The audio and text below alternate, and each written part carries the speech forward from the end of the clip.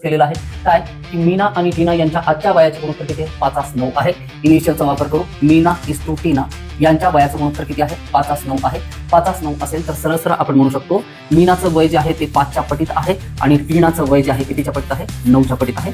यांनाच 5x आणि 9x असं व्हॅल्यू घेत असतो आणि फर्स्ट लेक्चर सेकंड लेक्चर मध्ये सांगितलं होतं या व्हॅल्यू 5x आणि 9x का बरं घ्यायच्या असतात. आणि पुढे काय सांगितलं आणि त्यांच्या वयाची बेरीज 42 वर्ष आहे. या ठिकाणी या दोघांची ऍडिशन इज इक्वल टू 42 करायचं तर सरळ सरळ x ची व्हॅल्यू तर निघतेच या ठिकाणी. त्याच्या व्यतिरिक्त दुसरी मेथड काय तर पहिली मेथड आपण या ठिकाणी यूज करू 5x आणि 9x दोघांच्या वयाची बेरीज किती आहे म्हणून सांगितली 42 वर्ष असं सांगितलं आपल्याला 42x 9 अधिक 5 बरोबर 14x बरोबर जर 42 असतील तर आपल्याला ते गुणोत्तर म्हणजे एकक आहेत.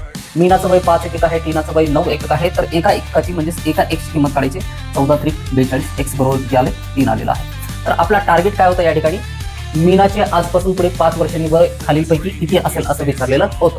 चलो तर मीनाचं वय किती असेल आज रोजी तिचं वय आहे या ठिकाणी 5x 5 × 15 वर्ष आणि आणखीन 5 वर्षानंतर किती असेल ते 20 वर्ष असेल. तर ऑप्शन नंबर 4 जो आहे या ठिकाणी पर्याय क्रमांक 4 हा योग्य उत्तर असेल. या ठिकाणी मीना इज इक्वल टू किती लिहितो मी या ठिकाणी 5x म्हणजे किती 5 × x ची किंमत 3 आणि ते किती आलं 15. बट हे मीनाचं आजचं वय आहे आपल्याला कधीच विचारले 5 वर्षानंतरचं वय विचारलं होतं दॅट इज 20 हे उत्तर बरोबर असेल.